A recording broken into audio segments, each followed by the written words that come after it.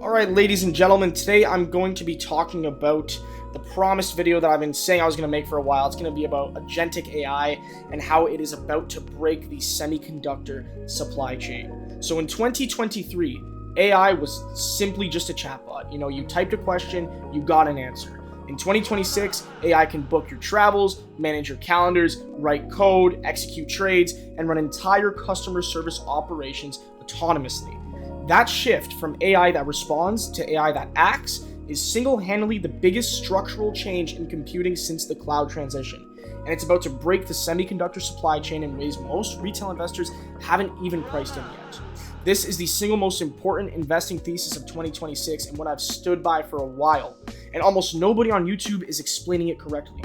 Today, we're going to fix that. We're going to break down exactly what Agentic AI is, why it requires fundamentally different hardware than training bots, and which companies are going to continue to print money because of it. What's going on, guys? It is Stocks Noah back at it again with another video. I'm here to deliver you the promised video that I've been saying I was going to make for a while about Agentic AI and the switch from training to inference to now Agentic AI. So I'm really excited to bring this one to you guys. It's something that's been on my mind for a while, and I just want to bring it to your attention. So in order to understand what it is, we have to go through the three phases of what actually occurs in that cycle stage. So the first one is going to be training, okay? So as we know, this is where you teach the AI. So you take trillions of words, billions of images, in order to actually train it and make it, become pattern or have it undergo pattern recognition. So the goal is to build a model that just understands patterns. That's the whole point of phase one. So we did that training stage from 2022 to around 2024. And the main trainers obviously were NVIDIA.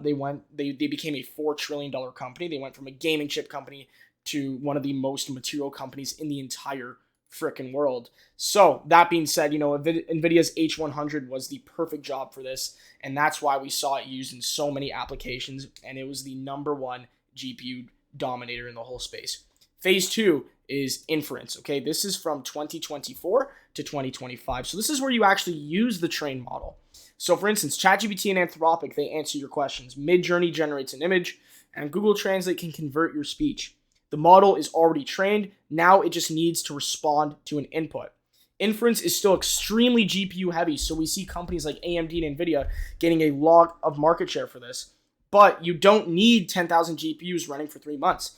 You only need maybe, 8 GPUs answering 100,000 queries per minute. So CPUs start playing a bigger role here for orchestration. All right. Phase three, this is the phase we are slowly starting to get into, and this is going to be Agentic AI. And this is for 2026 and beyond, ladies and gentlemen. So this is where everything changes. Instead of you asking AI a question, AI takes a goal and figures out how to accomplish it. It searches the web, it writes code, it calls other AIs, it uses tools, it checks its own work, and it reiterates things. A single task for an agent might involve 50 separate AI inference calls, hundreds of tool uses, multiple memory lookups, and complex coordination between sub-agents. So what used to be one ChatGPT question is now potentially 100 plus hardware operations. And here's why this matters for hardware. Excuse me. Agentic AI doesn't just need one more compute, it needs different compute. So that's my whole thesis. And this is why Agentic AI can break the GPU first model that we are so used to. All right, so let me just pull up AMD's chart here because this is going to be the company I'm going to be referring to heavily. So here's the thing that most people do not understand about this shift to Agentic AI. The GPU is no longer the bottleneck, ladies and gentlemen. Step one in this Agentic AI phase is the agent has to understand your request. So when you have the trained bot, okay, and it goes through the inference phase, and now it's able to, enter Agentic AI, which is 2026 and beyond. There are about 7 steps it goes through. The first step is it understands your request. That's a quick, GPU inference call. It takes maybe 50 milliseconds in the data center for it to occur. The second step is that it has to plan how to accomplish it. Does it need a flight info, hotels, visa requirements? And this is just, for instance, this is just like a little analogy I'm going to give you. Like, if you went to an AI agent and said, book me a flight to Tokyo, okay? So it understands your request, and then it asks questions, does it need flight info, hotels, visa requirements, all that kind of stuff. That happens on a CPU because it's logical decision-making and it's the brains behind the operation and not pattern matching. That's the GPU. Step 3 is it needs to retrieve information. So it searches multiple websites, questions various databases, checks your calendar, looks at your past travel history. This is database and memory operations handled by CPU and storage, not the GPU. So the fourth step in this analogy is that I need to coordinate. It might split into sub-agents, one for flights, one for hotels, one for transportation. These sub-agents need to communicate with each other, and that's networking and, once again, CPU domination in this trial run here. The fifth step in this operation is it runs more inference calls, checks prices, backtests them, comparing options, validating its own choices. Multiple GPU calls are involved in this, but with constant CPU orchestration primarily dominating the whole process. The sixth step is it retrieves from memory, pulling your preferences, payment methods, traveler info, very heavy memory and storage operations. So once again, still on the memory side and CPU. And the seventh step is it executes, actually booking you a flight. So once again, more CPU and networking operations. So the entire process of just something very simple that we have implemented of agentic AI involves almost all CPU and slight GPU inference. For one task, you might have about 50 to 100 distinct hardware operations, okay? So the GPU is involved into only 20 to 30% of them, and the rest are CPU, high bandwidth memory, storage, and networking. So this is why, in my thesis, I've been calling for you guys to continuously buy AMD, ARM, and even the memory companies like SanDisk. SanDisk is a wonderful company. Since I called it out, it's gone up about 13% in my newsletter. So if you guys are interested in that, please go follow it. It has a lot of great information on there. Even Micron stock, it's up 6% today because everyone understands this shift. And it's going to only continue to go there. Even Intel, obviously, with their blowout earnings, is rising these companies, right? And this is why the company TrendForce reports the CPU to GPU ratio in AI data centers is shifting from about 1 to 4 or 1 to 8 to about 1 to 1 or 1 to 2 by 2027. And that is a massive structural shift in chip demand, ladies and gentlemen. Before we were, having this AI data center structure dominated by GPUs, AMD and NVIDIA, but primarily NVIDIA because NVIDIA was king for all this time. But I'm here to tell you that is slowly switching, and we can see companies like AMD eventually become, agentic AI kings in this space. But I want to talk about memory because, as we're seeing, high bandwidth memory, NAND are exploding, and I want to really address this, even though I've addressed this in a few of my past videos about these past two videos here. If you guys haven't watched them yet, please watch my deep dive on SK Hynix if you're trying to stay up with the markets, as well as my memory stocks are exploding video, and are they still a buy? Spoiler alert, they absolutely still are, even after this run up. I've been calling for it, and I still think they are, But in this, in terms of agentic AI, there are about 4 tiers for this memory explosion and why I believe they're going to continue to explode. So let me guide your attention here, all right? So with the first tier, it's going to be high bandwidth memory. This sits right next to the GPU and feeds it data at an insane speed. Every single AI accelerator needs high bandwidth stacked next to it, right? So as inference and agentic workloads multiply, because the matrix multiplies in this data center, every additional GPU shipped requires 6 to 8 high bandwidth memory stacked alongside it, okay? So as you can see here, this is video right here. I'm not going to hover over it, but that is what a stack looks like for the high bandwidth memory, just to, so you guys see it visually. So high bandwidth demand in 2026 is projected to grow over 70% year over year. As we saw in this video that I talked about for the, SK Hynix Q1 deep dive, they sold out. They are sold out through 26 and are about to fill out 2027. Same with Micron, same with Samsung, but they are still constrained. SK Hynix chairman said the wafer shortage will extend until 2030. In other words, what does that corporate speak mean? The demand or the high bandwidth memory shortage will be intact until about 2030. And I was calling for a bullish thesis stating it would be up until 2028. Imagine if it goes to 2030. These stocks can continue to rise much, much higher, ladies and gentlemen. So keep that in mind. The second tier is going to be standard DRAM. All right, so DDR5, LPDDR5 as well. So those are the standard ones. And this is like a system memory for the CPUs. They deal with agent orchestration, kind of with the analogy I was talking to you about, planning, decision trees, context management, all that kind of lives in the DDR memory. As CPU demand explodes, DDR demand also explodes with it. So once again, what companies will be most affected by it? Micron, SK Hynix, the DRAM ETF I was talking about, as well as SanDisk too. And speaking of SanDisk, the third tier is going to be NAND flash and SSDs. So this is where the agent stores everything it learns, every conversation history, every tool, and every plan. Agentic AI generates 10 to 100 more times storage demand than chatbot AI because each task creates persistent state.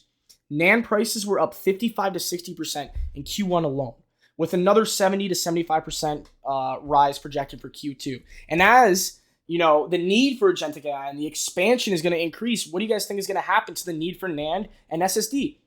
One of the leaders, SanDisk, Westgate, or Seagate, and Western Digital, these companies are going to explode. And there's not just going to be one winner. That's the misconception. People are trying to pick a winner.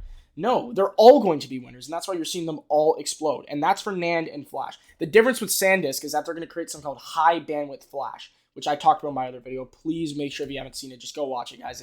It's absolutely generational. It'll change your mindset on this whole shortage.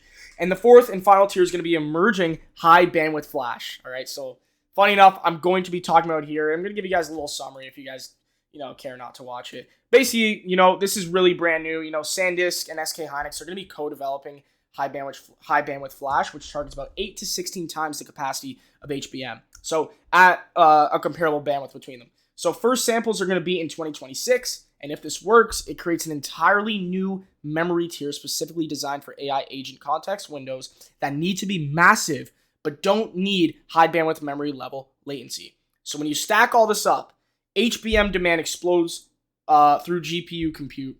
DDR demand explodes for CPU orchestration. NAND demand explodes for state storage. And HBF creates a brand new market category, ladies and gentlemen. So when you have all these things together and you keep all this in mind, especially for memory, focusing solely on memory in this agentic AI switch, it's in a structural AI supercycle and not just a normal cyclical matter we've seen with memory, NAND and DDR before. This is a structural supercycle, ladies and gentlemen. I'm going to be talking about another very important thing here that not a lot of people are paying attention to. And one of the reasons I think that Marvell Tech is going to be one of the biggest winners in this AI space, and that is going to be networking and custom silicon, looking at that from a different angle, as well as Broadcom. These are the two leaders, but I believe Marvell Tech, they're leading it. They're going to be a leader in photonics in the future, which is going to change the way data gets transferred within a data center. It's all about, transferring data through light and fiber optics as opposed to copper wire, which is just going to decrease latency, and just make them so much more efficient. I would love to talk about that in another video, but just understand that Marvell can have a potential SanDisk level run up.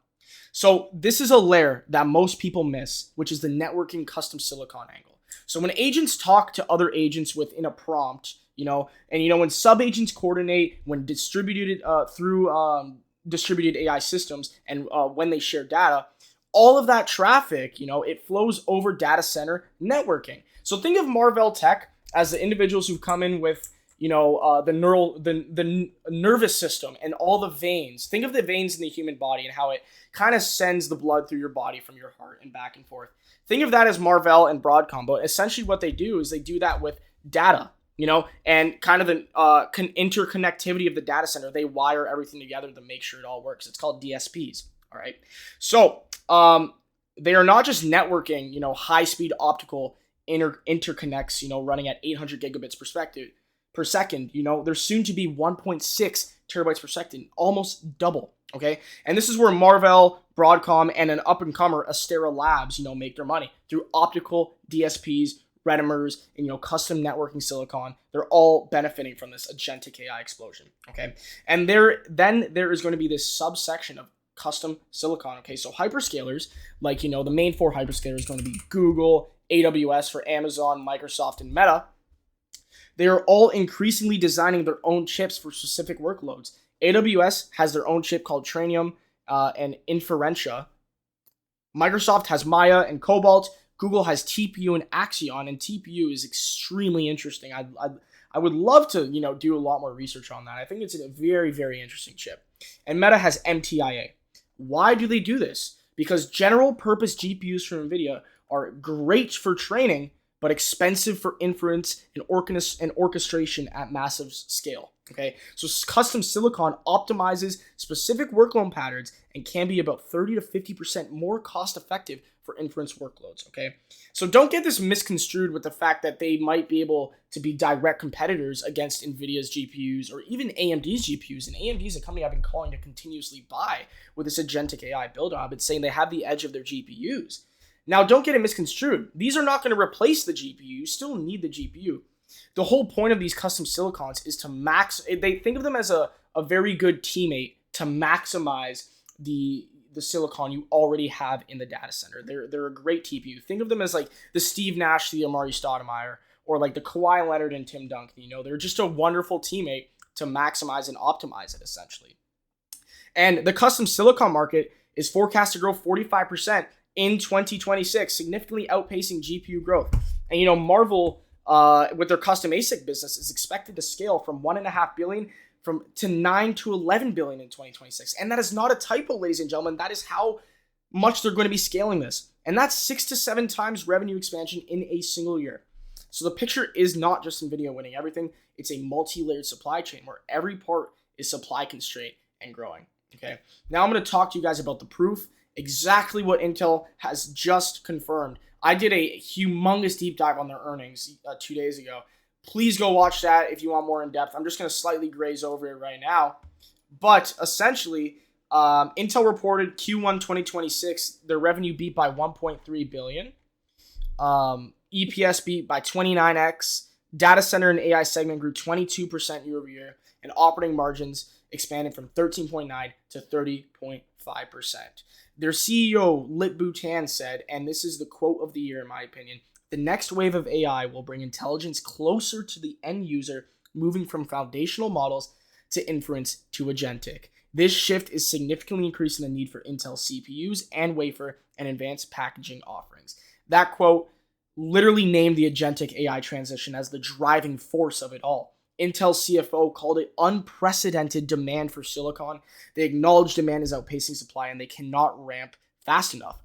Server CPU lead times are now 8 to 10 weeks at AMD, with some SKUs over 6 months.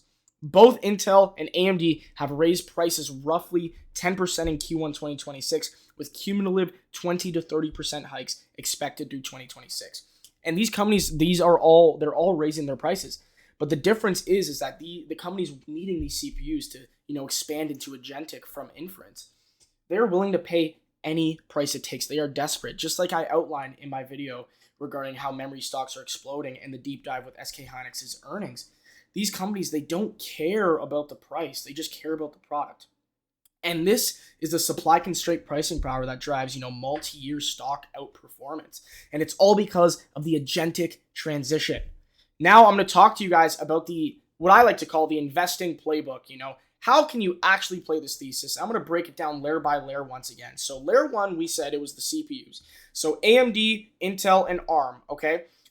AMD leads in CPU share at hyperscalers, and they ride the EPYC franchise basically to the moon. And they also have an edge with their growing GPU business that are going to be built for inference, requiring 50% more RAM because they understand this. Intel is a huge turnaround story. They have their Xeon 18A foundry, which I think these guys can, have a huge run up because of the fact that they are a foundry. I have a little thing here of the supply chain foundries. For some reason, Intel isn't listed here. I guess it's because, Intel was kind of a failing company a little over a year to 2 years ago before Lip-Bu Tan came in and kind of switched the entire thing around. And he's been wonderful. What a wonderful CEO he's been for this company, really taking it from the bottom and just bringing it up to one of the biggest leaders in this space. So honestly, kudos to him and that company. They have the foundry edge, which not a lot of companies have. So they're able to fabricate their own chips. And with the SpaceX deal coming up and XAI, I think that's going to be very interesting to see how that materializes.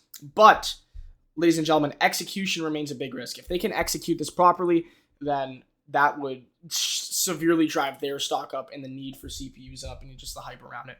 But if they can't, that could be a different story. But I'm a firm believer they will get it done, especially with the infinite money the partnerships have. I don't see why they would be unable to. The next layer is going to be ARM Holdings inside of CPUs. So they outsource their IPs and architectures through royalties, and they have really high margins, which is great for their company. And they are basically in almost every single product that you guys use every day, whether it be a MacBook, a phone. So they have a lot of material gains, and a lot of great connections. Valuation could be stretched, but I don't know if they're thoroughly pricing in how awesome it would be for them to roll out their own silicon. They said they're going to stop outsourcing their architecture to other companies, and they're going to start rolling out their own CPUs.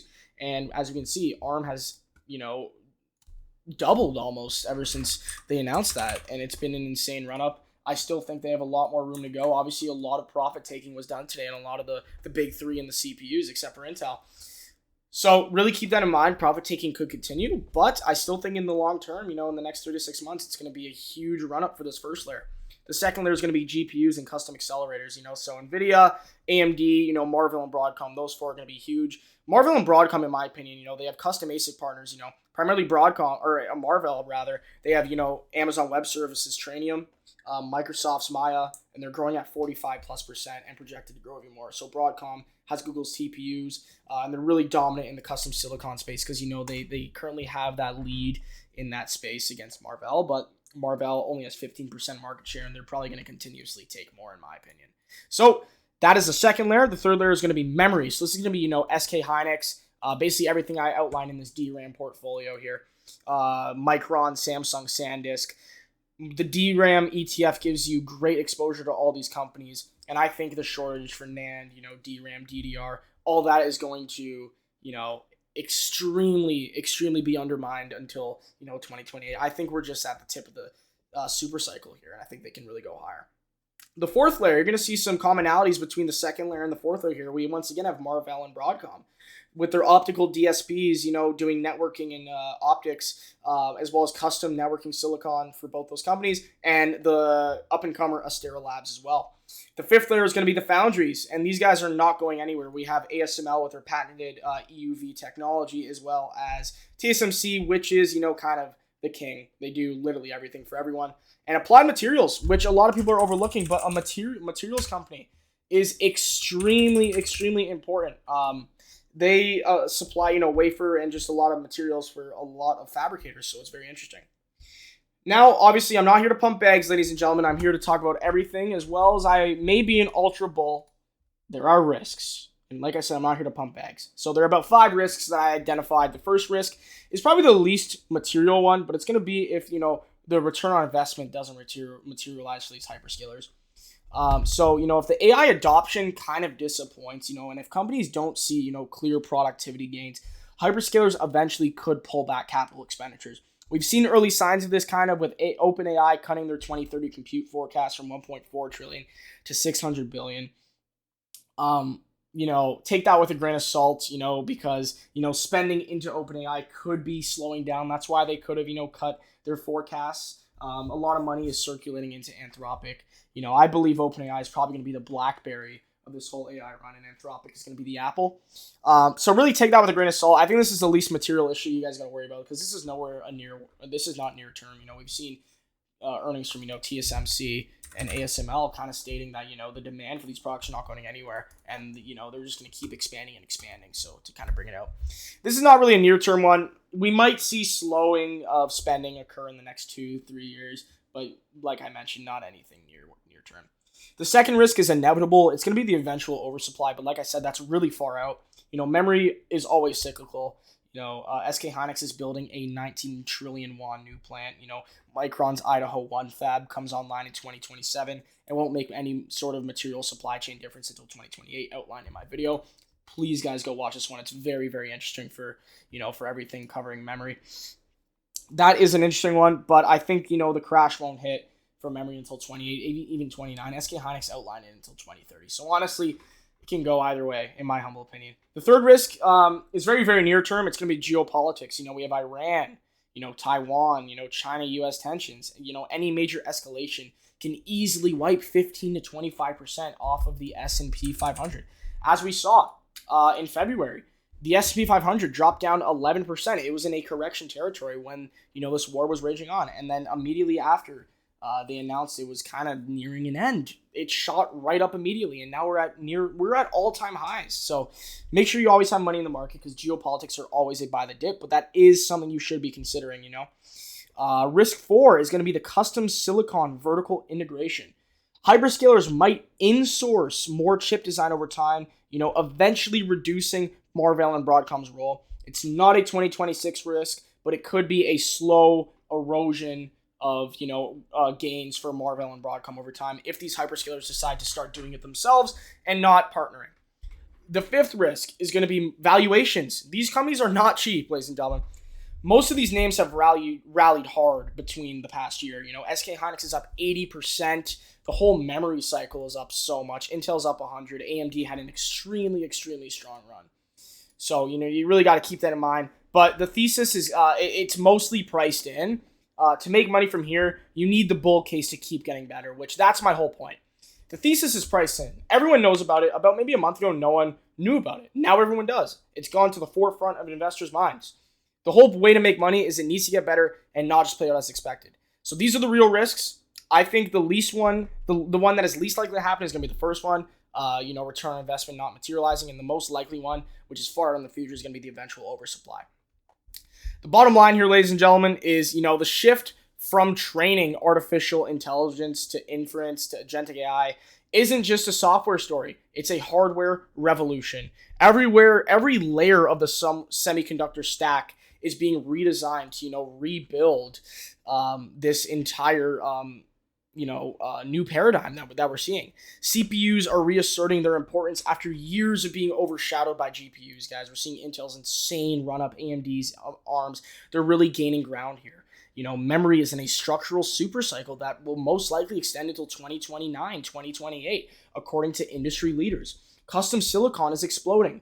Network is, being upgraded. Storage is being re-architected. And demand is outpacing supply by a shortfall of about 20% in the HBM market and NAND market every single layer, or every single year rather, sorry. But as we know, in every single layer that I talked about for the AI supercycle, demand is still outpacing supply. Although the numbers vary, in the HBM market, it is 20% shortfall every year, and it's going to get worse. This isn't no dot-com bubble, guys, where everyone was just hoping for ad revenue someday. You know what I'm saying? This is hyperscalers and actual backed real earnings. The difference between this and the dot-com bubble was people were buying companies that had no earnings and were just saying things. This, we're playing it a lot smarter. We learn from our mistakes. We're actually buying companies that have real things to show for it, okay? And the hyperscalers, Microsoft, Google, Amazon, and Meta, they're placing real multi-year, multi-billion-dollar orders today for hardware that's already sold out. Intel has just confirmed it. SK Hynix just confirmed it. TSMC and ASML also just confirmed it with their numbers. If you want to play this thesis, the easiest exposure is a basket. So a CPU name like AMD and a memory ETF, or Micron, and maybe Marvell, for custom silicon optionality. Don't try to pick one winner. Get exposure to supply chain. But in my newsletter, I outline the perfect times to buy, some key levels you got to look at. If you look at my chart here, guys, you see I have levels outlined here for the stocks. And as you can see, these levels are pretty freaking good. You see price bouncing off of them, rejecting, and constantly trying to go back to them. This is liquidity, okay? And this is good technical analysis. Although this doesn't matter as much, they're great for finding great entry points, okay? And where price gets stuck at. So remember, this is not financial advice. I'm just going to disclose that. I'm not your financial advisor. This cannot be personalized. How can it be? I do not know your financial situation. This is just me doing hours of research, conducting an opinion with facts and kind of presenting it to you guys. This is an informed opinion, not an informed fact, all right? Please do your own research. But guys, once again, remember, this is a structural story I'm watching for the next 3 years, and I want you guys to do that as well. If this was useful, guys, please make sure you smash that like button, subscribe for more deep dives, and drop a comment which layer of the thesis you find most compelling. In my opinion, I think I find the memory one and the CPU one extremely compelling, and I'm starting to find the interconnectivity one with optics extremely more compelling as the day goes on. I'll be covering Microsoft earnings on the 29th, I believe. I'll actually do it a little bit before, just to tell you guys, what to look out for if you're an investor holding in, as well as AMD on May 5th. Both are going to be massive catalysts for this thesis, so make sure you stay tuned to that, guys. Make sure you drop a comment as well, which videos you want to see come out, any topics you guys have, anything you want me to talk about, whether it be geopolitics, macro analysis of even companies as well. So that being said, guys, stay safe, have a great rest of your day, make sure you stay in the green, and take care, guys. God bless.